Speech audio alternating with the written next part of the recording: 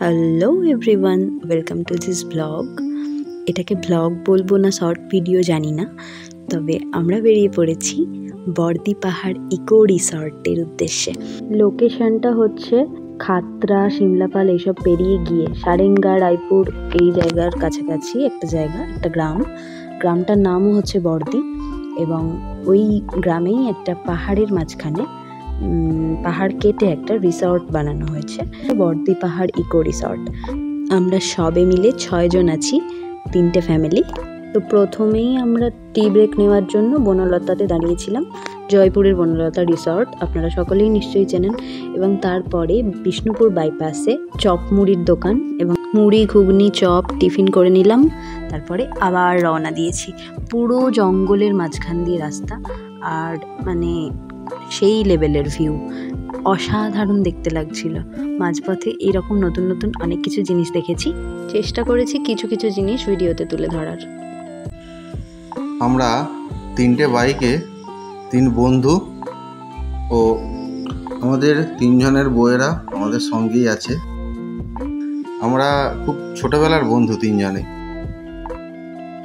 সৌরভ মানে আমি, কৌশিক আর দিব্যেন্দু। আমার বউ পূজা, দিব্যেন্দুর বউ শ্রেয়া, আর কৌশিকের বউ সৌমিতা। এই যে কৌশিক আর কৌশিকের বউ হাই করে গেল আমাদেরকে। এখন আমি, সৌরভ আর আমার বউ পূজা আমরা যাচ্ছি বাইকে। এই ভিডিওটা দিব্যেন্দু ক্যাপচার করেছে, দিব্যেন্দুর বউ ক্যাপচার করেছে শ্রেয়া।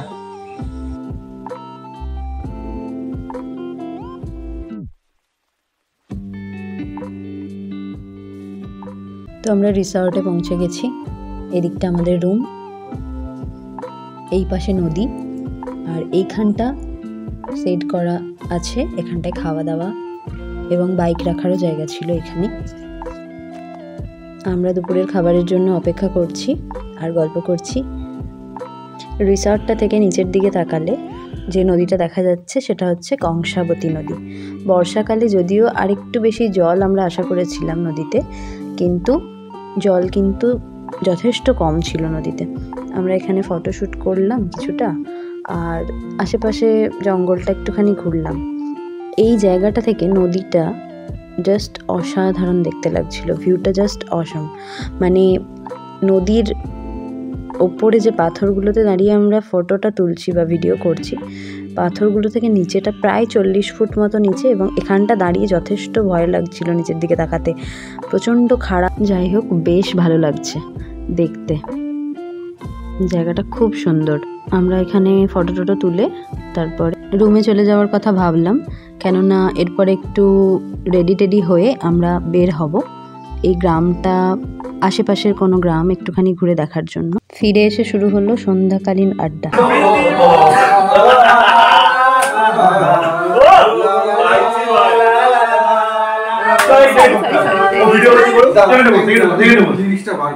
আরে আমি জানি পূজা আর হয়ে যাচ্ছে। আরে লিস্টটা তাহলে বার কর, আমি জানি লিস্ট। ও সরি,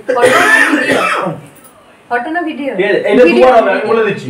পৃথিবী হারিয়ে গেছে, ওই হো হো লালা লালা ওগুলো দুবার করার পর তারপর হবে কিন্তু, হ্যাঁ? তারপরে লিস্টটা বার কর, আমি বলে দিচ্ছি। পৃথিবী হারিয়ে গেল মরু সাহারায়, মিশরের নীল নদ আকাশে মেলায়, খুশির প্রাসাদ গড়ি মাঝ দরিয়ায়, আকাশে রাঙাতে চাই প্রদীপ শিখায়, হে হে হে লা লা লা লা লা লা লা লা লা লা লা লা। নিজে চাই হেসে খেলে জীবন মধুর, কেউ যদি হয় হোক বেদনা বিদূর, আমরা সবাই ভাবি নানা অচিরায়, সুখটাকে কেড়ে নেব পাকা ইশারায়, পৃথিবী হারিয়ে গেল মরু সাহারায়, মিশরের নীল নদ আকাশে মেলায়, খুশির প্রাসাদ গড়ি মাঝ দরিয়ায়, আকাশ রাঙাতে চাই প্রদীপ শিখায়, হে হে হে লা লা লা লা লা লা লা লা লা লা লা লা লা লা। বলো ভিডিও তো ভালো লাগে। অন করেছো? কামাইনি তো মনে হচ্ছে। কাউন্ট হচ্ছে? হ্যাঁ ঠিক আছে। বুঝে? 1 2 3 সুরে সুরে গানে কবিতায় তোমাকে খুঁজে মন তবু হায় তুমি দাও না ধরা। ও বারে বারে কথা থেমে যায় আরো একাই জীবন মনে। এই কেসে উঠে যাচ্ছে না তুমি? এই ডালকা না এগুলো দেবো। এবার দেবে ওকে মারতে লেগে যাবে। আমি আওয়াজ করছি এমন করছি না ক্লাসে আমি যারা আছে বলে কি হচ্ছে এগুলো টিভি মাথায় ওদিকে তাকানো যায় না আমাদের দিকে তাকানো এদিকে বলে আমার বলবো যা আমি তো এটা এগুলো দিয়ে টাকা বলে দাও এতে আবার ওই ডিল করতাম তাহলে আপনি পেয়ে যাবেন এটা লাগে না ওই যে 1 2 3 সুরে সুরে গানে কবিতায় তোমাকেই খুঁজে মন তবু হায় তুমি দাও না ধরা। ও বারে বারে কথা থেকে আমি যা আমি তাহলে তো বলে আমি কি করে কি করে কথা বলো আরেকবার তুমি মেরে না বলো আমি বল নদীর পারে হ্যাঁ তুমি বসতে গেলে আমি